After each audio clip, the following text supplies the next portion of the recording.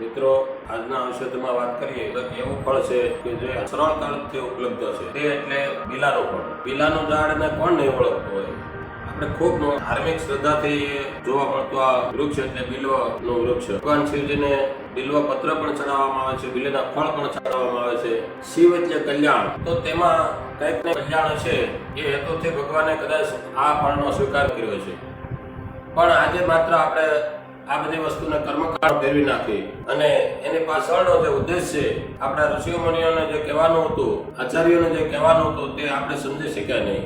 મને તો એવું લાગે છે કે કહ્યું કહીને સમજ્યા કશું, આપનું કાદર ગાલે કશું, એવું કદાચ હોઈ શકે. એકે કર્યું એટલે બીજો કરવા લાગે.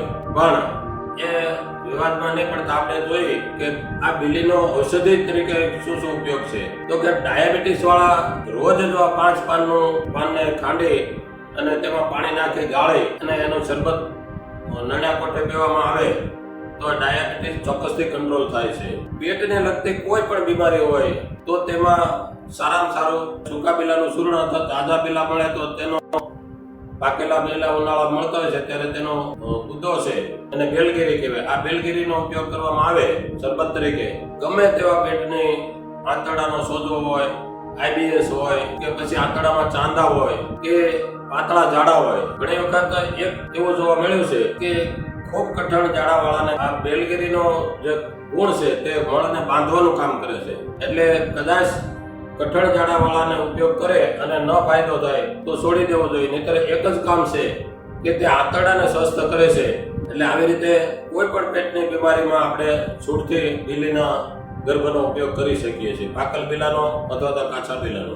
બીલાનો મુરબ્બો કરીને પણ ખાઈ શકાય, બીલાનું ચૂર્ણ પણ કરી શકાય. આજે ચોમાસાની સિઝનમાં કે શિયાળાની સિઝનમાં કાચા બીલા જોવા મળે તો એને લાવી કાપી અને ટુકડા કરી, ઉપરની છાલ ખૂબ કડક હોય એટલે ખૂબ મહેનત કરી અને અંદરના બી, કારણ કે બી છે ચડવા લાગે એટલે બિયાને કાઢી અને વ્યવસ્થિત રૂપમાં આવી રીતે ચૂર્ણ બનાવવામાં આવે, ટુકડા કરીને સૂકવીને, તો એ ચૂર્ણ આખું વર્ષ ચાલે છે અને ગમે ત્યારે એ ઉપયોગમાં લઈ શકાય. કારણ કે આપણે જ્યારે જરૂર પડે ત્યારે બીલું સામું દેખાતું હોય પણ એને લાવવું કઠણ થાય, આંબવું કઠણ થાય અથવા તો ઘણી વખત ન પણ મળે. જો કે આજે પતંજલિ સ્ટોરમાં ગમે ત્યારે બીલો ચૂર્ણ હાજર જ હોય છે, તો એ ઘરમાં રાખવા જેવું ચૂર્ણ છે અને આવી રીતે તમે બીલાનો ઉપયોગ કરી શકો છો. લીવરની બીમારી અને કમળા જેવી બીમારીમાં પણ તમે છૂટથી બીલાના ચૂર્ણનો કે બીલાના ગર્ભનો અને બીલું ન હોય તો ગમે ત્યાંથી બીલીના પાનનો રસ પણ લાવીને તમે પાઈને આમાં સારો ફાયદો મેળવી શકો છો. કાયમી તાવ રહેતો હોય,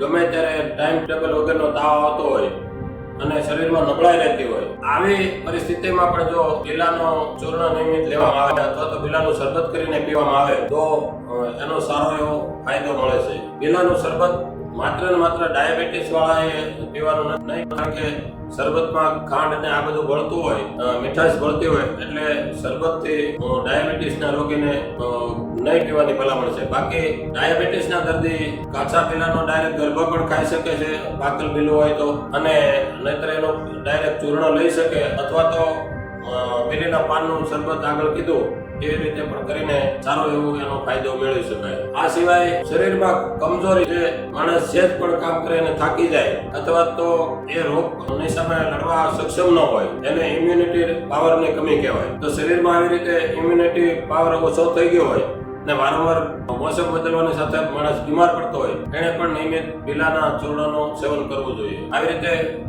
અનેકો બીમારીઓમાં હાથ પગની બળતરા થતી હોય અને પગના તળિયા ઘણાને બળતા હોય, ઘણાને હથેળીમાં બળતરા જેવું થતું હોય, આવી રીતની કોઈ પણ જાતની બીમારી હોય અને તેમાં પણ જો બીલાનું શરબત કરીને પીવામાં આવે, એમાં સાકર અને વરિયાળી ભેળવીને અથવા તો દાણા પાવડર ભેળવીને પીવામાં આવે તો સારો એવો પરિણામ મળેલા છે. કોઈ પણ જાતના પેટની બીમારીમાં આવી રીતે એકલો બીલાનું શરબત ના ભાવે તો તેમાં તમે દાણા પાવડર ઉમેરી શકો, વરિયાળીનો પાવડર નાખી શકો, એમાં સાકર નાખી શકો અને સરસ મજાનું ટેસ્ટ બનાવી અને આપણને ગમતો સ્વાદવાળું બીલાનું શરબત તૈયાર કરીને પી શકાય. અનેક પ્રયોગો અનેક વખત મારી જિંદગીમાં આવી રીતના એમને મેં બતાવેલો છે અને એને એનો લાભ મળેલો છે.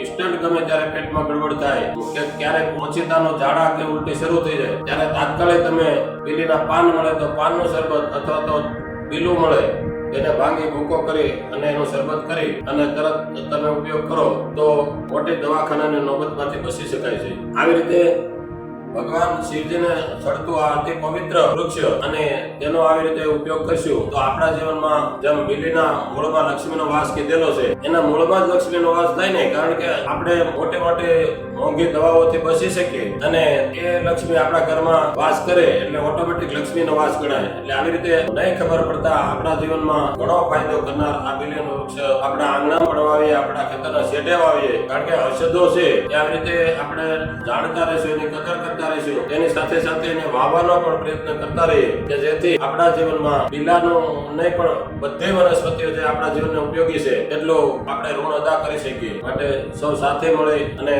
વૃક્ષોને જતન કરીએ, આપણી ઔષધિઓનું જતન કરીએ અને સ્વાસ્થ્યને જાળવીએ. જય ધન્વંતરી.